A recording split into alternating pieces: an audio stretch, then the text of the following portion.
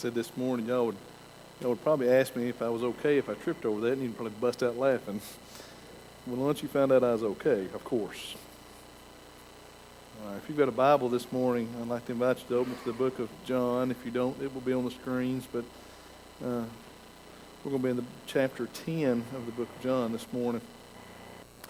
In the earlier service, I preached from John chapter 9 about the man that was blind from birth, and he was in the light, and he could actually see after Jesus healed him. He spit a lot of the mud and rubbed it on his eyes and told him to go wash in the pool, and he did. And the Pharisees just really couldn't grasp the idea of what had actually happened to him. And then right after that, Jesus talked about spiritual blindness, and he talked about that to the Pharisees and how that they were guilty because they claimed they could see, because they claimed they knew the truth, but they really didn't. And then he goes into this, and this is where we're going to be, the first probably 19 verses of this chapter this morning. It's not that long. I'll share it with you. It says, this is Jesus. He says, I tell you the truth. Anyone who sneaks over the wall of the sheepfold rather than going through the gate must surely be a thief and a robber. But the one who enters through the gate is the shepherd of the sheep. The gatekeeper opens the gate for him, and the sheep recognize his voice, and they come to him. He calls his own sheep by the name and leads them out. After he has gathered his own flock, he walks ahead of them, and they follow him, and they know his voice. They won't follow a stranger. They'll run from him because they don't know his voice. Those who heard Jesus use this illustration didn't understand what he meant, and so he explained to them, I tell you the truth, I am the gate for the sheep. All who come before me were thieves and robbers, but the true sheep did not listen to them. And yes, I am the gate. Those who come in through me will be saved, and they will come and go freely and will find good pastures. The thief's purpose is to steal and to kill and destroy. My purpose is to give them a rich and satisfying life. I am the good shepherd. The good shepherd sacrifices his life for his sheep.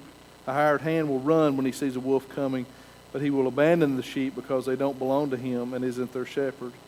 And so the wolf attacks them and scatters the flock. The hired hand runs away because he's only working for the money and doesn't really care about the sheep. I am the good shepherd. I know my own sheep, and they know me. Just as my Father knows me, and I know the Father. So I sacrifice my life for the sheep. I have other sheep, too, that are not in this sheepfold. I must bring them also. They will listen to my voice, and there will be one flock and one shepherd. The Father loves me because I sacrifice my life so that I may take it back again. No one can take my life from me. I sacrifice it voluntarily. For I have the authority to lay it down when I want to, and also take it up again. For this is what my Father has commanded. Listen close to this. And when he said these things, the people were again divided in their opinions about him. Some said he's demon-possessed and out of his mind. Why listen to the man like that? Others said that this doesn't sound like a man possessed by a demon. Can a demon open the eyes of the blind? And referring back to the blind man that he had just healed. And so there was a lot of division at this time among the people who were around and hearing Jesus, which included the Pharisees and the disciples and a lot of other people. But there's four things in this passage that I want you to grasp. And the first one is that Jesus says he is the only way. And we have to take that to heart. We'll look at that in a minute. He also says that everyone must pass before him through the gate. And Jesus says that he is telling you the truth. And Jesus says that he has a purpose to give you a rich and satisfying life. And those four little points that we're going to pull out of here this morning, I want you to grab a hold of with everything that you have, because this is important. In verse 6, they did not understand what Jesus was saying to them. He said, look, there's a gate. Everybody has to go through the gate. If anybody jumps over the fence, they're a thief and they're a robber. But he said the gatekeeper is the one that lets the sheep in and lets the sheep out. And he said, I am that gatekeeper. And they didn't understand. They couldn't grasp what he was trying to tell them. And so here we have a crowd of people that's going, what? What are you saying? And basically, have you ever been that way? Have you ever said, like, I don't understand. What are you saying to me? Clarify. Make it simple to understand. And so he did a little later in that. He goes through and tells us, look, I am the gate. Everybody has to go by me. And if we take that to heart, he says, look, I'm the only way in this life. I am the only way that you can go to heaven. I am the only way. And if we could grasp a hold of that there, we could probably stop right there and spend the rest of the morning on it. Because He says, look, I tell you the truth that I am the way. I tell you the truth that I am the gatekeeper. I tell you the truth that my sheep know my voice. That is so important. Have any of y'all ever herded sheep? Anybody ever had sheep? Anybody ever been around a sheep? Y'all are sheepless people. Okay? They have no sheep. I have a couple of times. And the first time I was around them, I'm thinking these are the dumbest animals I've ever been around in my life. They would run all over each other just trying to get out of the way. And the second time I got to do it was kind of cool because the guy that was leading them, the guy that was the farmer that had them, knew what he was doing. And they knew him. And they would follow him, and they would, when he whistled, they would come. And when he hollered, they would come. They knew his voice. And it was really cool was if I did it didn't make a hill of beans. They could care less. But if he did it, they would do exactly what they were supposed to do. And that illustration to me, and that's one of those true life things that happens, all right? But that thing, when that happened, it made these scriptures right here come alive. Because it showed me that just like sheep, we are not very smart. And we let a lot of stuff get in the way. But if we know Jesus and we know his voice, we will follow. We will go in and out of the gate. He is the gatekeeper. He is the one we answer to. He is the most important. He is our shepherd. And we know his voice. And the ones that don't know his voice, maybe they've never heard it. Maybe they haven't listened for it. So when Jesus was telling us, they just simply did not understand. So I want to break this down just a little bit further. There's basically what I think this is saying is there's a right way and there's a wrong way. And I think the Bible clarifies that in a way that the path of destruction is wide and broad, and the path to him is a narrow path. And he said, look, you got to go through the gate. You can't jump the fence. When we had horses, we had a corral that we had made out of gates, and y'all have seen people do that before. You buy them at co-op. It's just a big long metal gate, and you tie them together. It makes a nice corral. And it didn't have a gate. You went in and out, and you had to open one somewhere to let the horse in and out. But I'm going to use this analogy. We didn't go in and out the gate because we were scared the horse would run out when we opened the gate. So we went over the fence. We'd climb over. And picture this corral, if you will, and this is what Jesus is saying. Look, there's those who try to get there by jumping the fence. There's those that take the shortcuts. There's those who don't do what they're supposed to do. They just run and jump in. All right? And then there's those that actually go around, open the gate, and walk in and walk out. So there's a right way and a wrong way. And he's trying to tell us in this passage, and he's trying to tell them right here, look, God has already set a plan in place. And there's a right way to go about God's plan, and there's a wrong way to go about God's plan. And if that's the case, if there's a right way and a wrong way, then somebody somewhere has probably already tried to take the wrong way. See, I don't think you can work yourself to heaven. I don't think that you could do enough here on your own to deserve that. But what I do think is that through grace and mercy and salvation, that he has provided a way, we must go through the gate by him and obtain that. And if that's the case, then it would be the right way to do that, because he's the gatekeeper. We have to go through Jesus. Is it not his grace and his mercy? Was it not his blood that was shed on the cross? Was it not that he did for us so that we could obtain salvation? Because before that, salvation was not attainable. You followed the law, and he come to fulfill the law. And that's what he did on the cross, and that's the work he done there for us. So there's a right way and a wrong way. The wrong way you're going to lose, the right way you're going to live. And he says you're going to live more abundantly. So he said, this is the way. I am the gate, I am the keeper, I am the way, the truth, and the life. Through him you will truly, truly live. Now, if he is the only way, which he says he is, and he says, look, I tell you the truth. So he says, look, I'm telling you the truth. If you do not believe the truth, then you're saying he is a liar, basically. If you believe part of what he says and not all of it, you're saying he's a liar. All right? This is the Son of God. This is Jesus who came and died on the cross for you. And you're sitting back and saying, well, I can do part of what you want, but I can't do all of what you want. Then what are you saying to him? I don't believe you. And you're actually calling him a liar. Because he says, look, I'm telling you the truth. Now look, life's hard.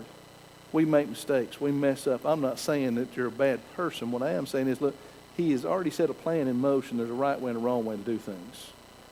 And when we choose to, and we do something wrong, and we choose to go against what He has taught us or what He has said we need to do or what He said, look, He wants to give us life. He wants us to be rich and everlasting. He wants it to be more than what we ever thought it could be. And in our infinite little mind somewhere, we've gotten this thing that we can make it better than what He can give us. And we can't.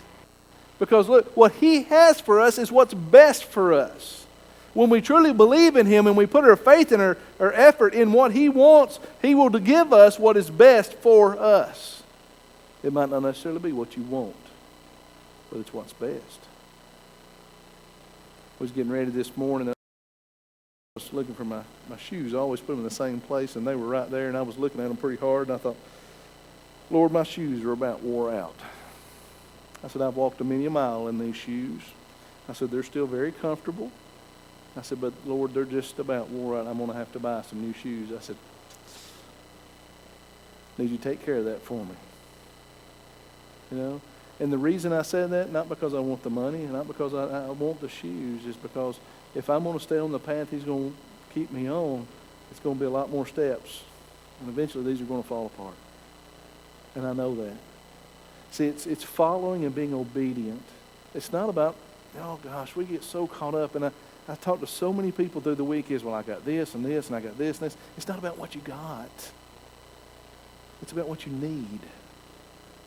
And see, He's telling them right here, look, this is the way. This is what life is about. This is the ins and outs. He said, look, you'll have to pass by me. Everyone will pass by. Every knee shall bow. Every tongue shall confess at the gate.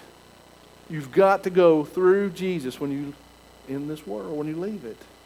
Either He's going to come back and we're going to either meet Him in the air or we're going to be lost on the ground. But one way or another, even if we die today, you're going to have to stand before Jesus. Period. And I'm not telling you even have to be perfect. All right? But we just sang a song called Sanctuary. Set apart. To be holy. We got to try. And without effort, and without some type of reaching into ourselves and saying, okay, I've got to do this. I've got to be better than what I think I am. Because you are better. Because when Jesus is inside you, when you've invited Him into your life, you are better. Everyone will have to go through the gate at some point in time. There will not be any that sneak in or sneak out. He says, look, I'm the truth. I'm telling you the truth. He says, believe me.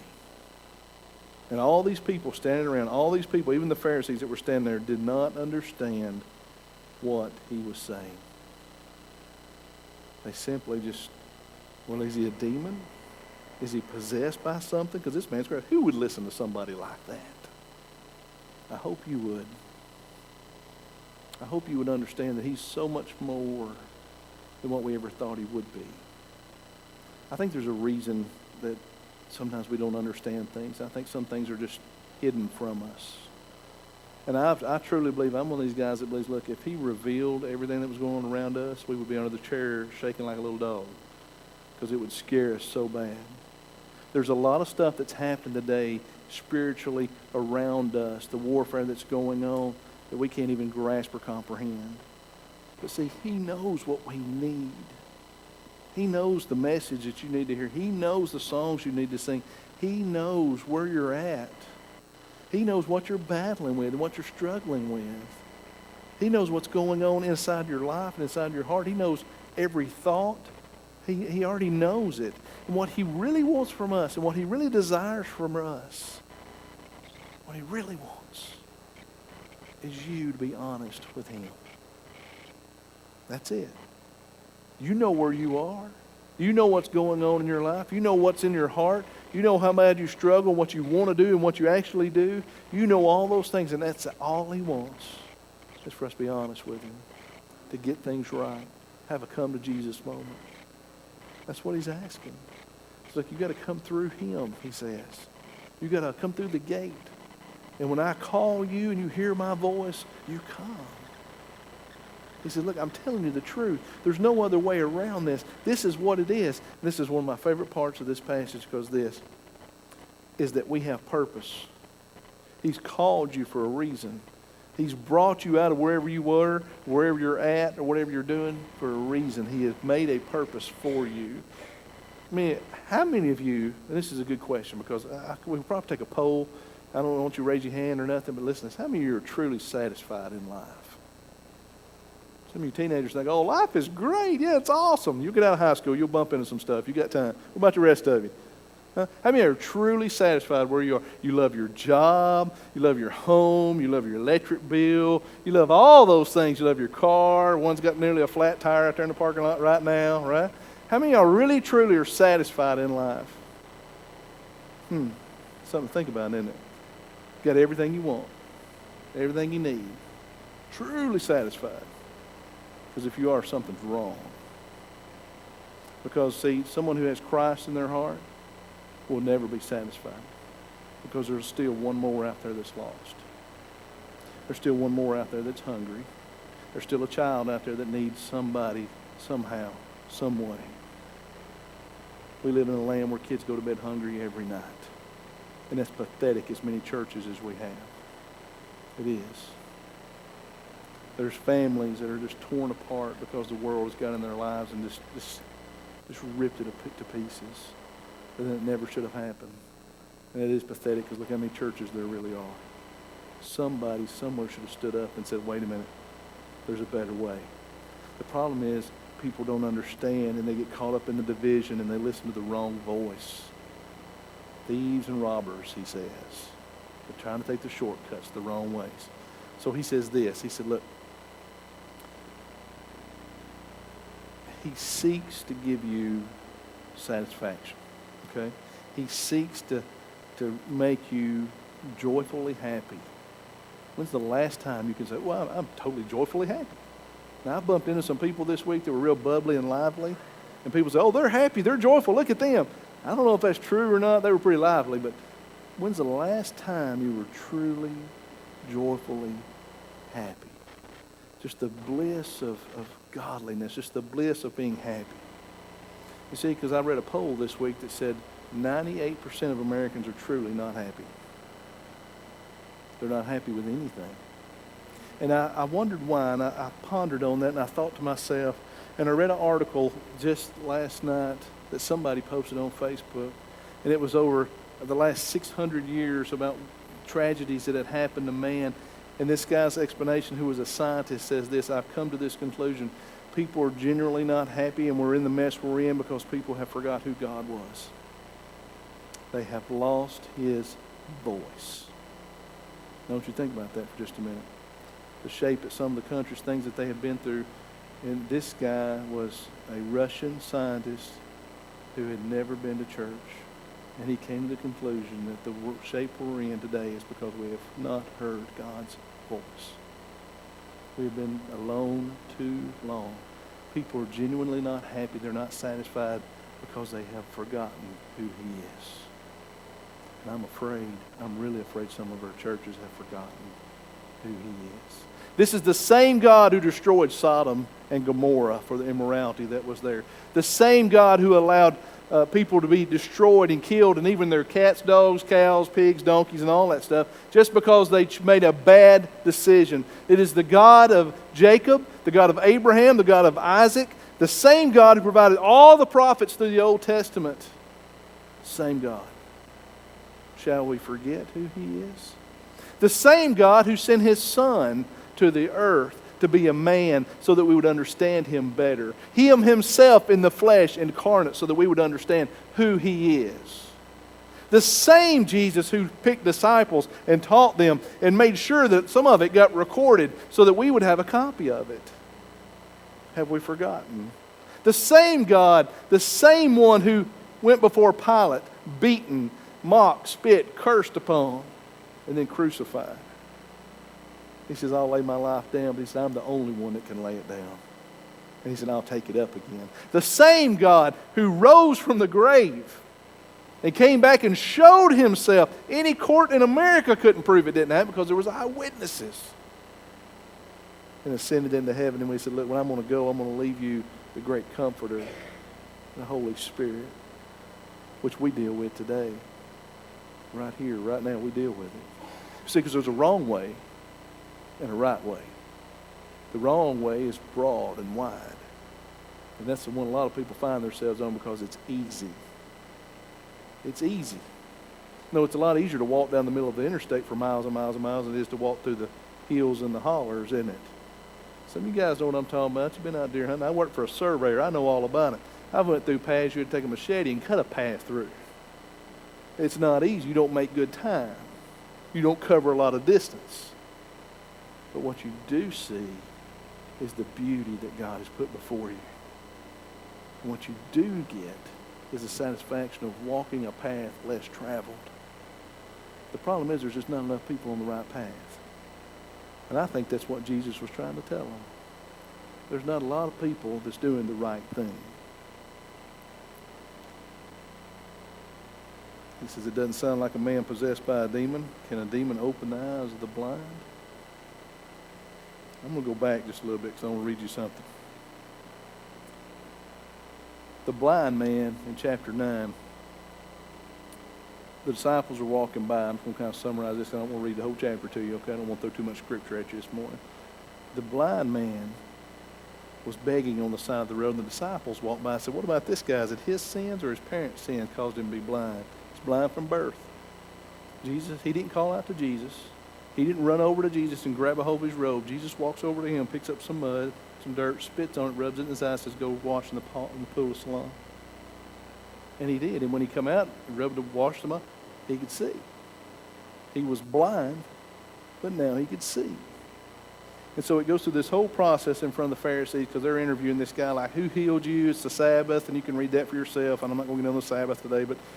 But then when Jesus heard all that was going on, he went back to him.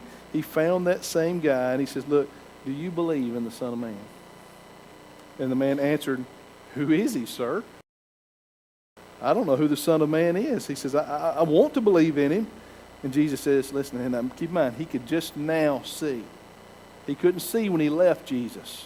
He was blind, had the mud on his eyes. He says, you've seen him. He said, and he is speaking to you. Yes, Lord, I believe. And listen what the man did. He worshiped him. Right then, he worshiped him. He said, yes, Lord, I believe. And then Jesus told him, listen to this, I entered into this world to render judgment. I give sight to the blind and show those who think they can see they are blind. Sometimes we think we know too much, don't we? But let's just get rid of all the complication this morning. Let's just keep this simple. Jesus wants you to see, but he wants you to see what he wants you to see, not necessarily what you want to see. If you were, and some of the Pharisees that were standing around, they heard what he said. He said, are you saying we're blind? These Pharisees, the religious leaders of the day. He said, if you were blind, you wouldn't be guilty. But because you remain guilty because you claim you can see. Because you claim you know you've already got it all figured out. I don't have it figured out. The only part I have figured out is that I gave my life to Christ and I'm saved. Other than that, every day is a journey through the woods. Not knowing what's coming, what attack's coming, not knowing what animal I'm going to run into, not knowing what mountain I'm going to have to climb or what hill I'm going to get to slide down that day. It's a journey. And what he says is, look, know my voice. I'm telling you the truth. I want you to have life rich and abundant in me, what you need, not necessarily what you want. And I can give that to you is what he says. It's just you've got to know his voice. You've got to be willing to be receptive of it. See, if you're not satisfied this morning, if you're not finding yourself in the truth this morning, if you're not finding yourself where you're just joyously happy, you can have that if you so choose. The problem is we get so caught up in everything else and twisted around and turned up and down that we forget about God. We forget about his voice, and we forget about what we're supposed to be doing. So this morning I want to give you an opportunity to do just that. I want to give you an opportunity to listen for his voice. You know, Tina said something this morning that it rung in my ears because I remember reading something this week. It said, you pray and you pray and you pray and you pray and you never get an answer. You keep praying, waiting on the answer. Because in God's time, he will take care of that prayer. Why not ask him? Maybe you just need to hear His voice. God, can I just hear your voice this morning? Would you just speak to me? Maybe that's all it is. You guys pray with me.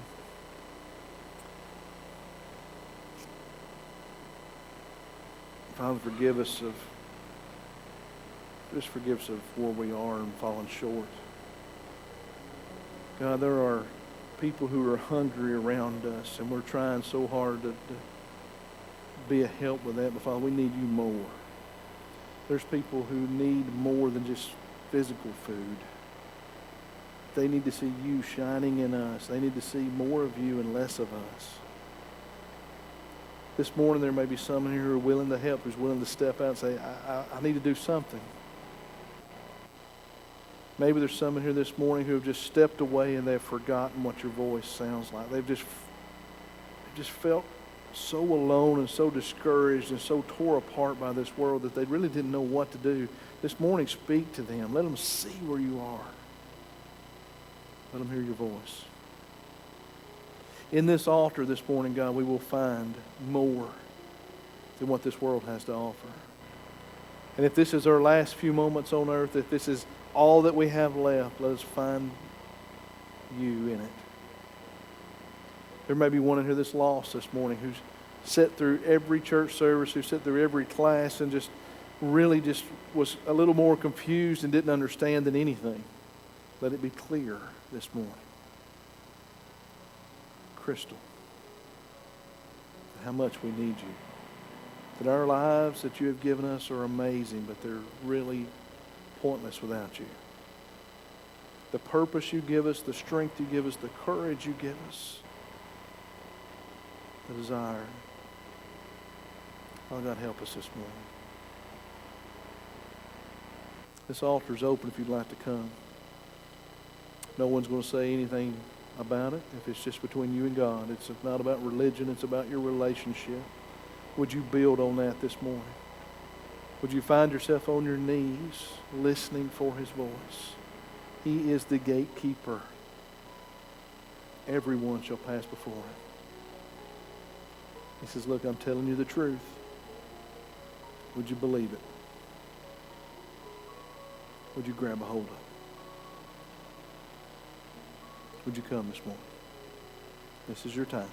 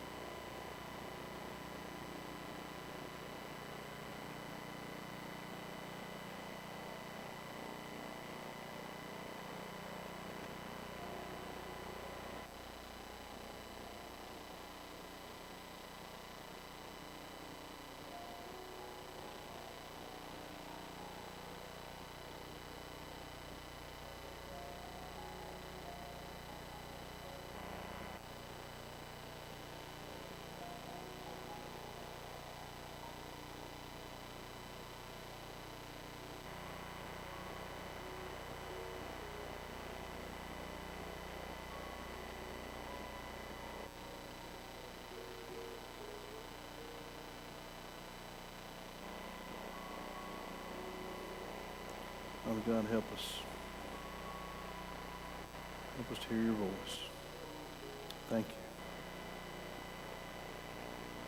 Thank you for loving us.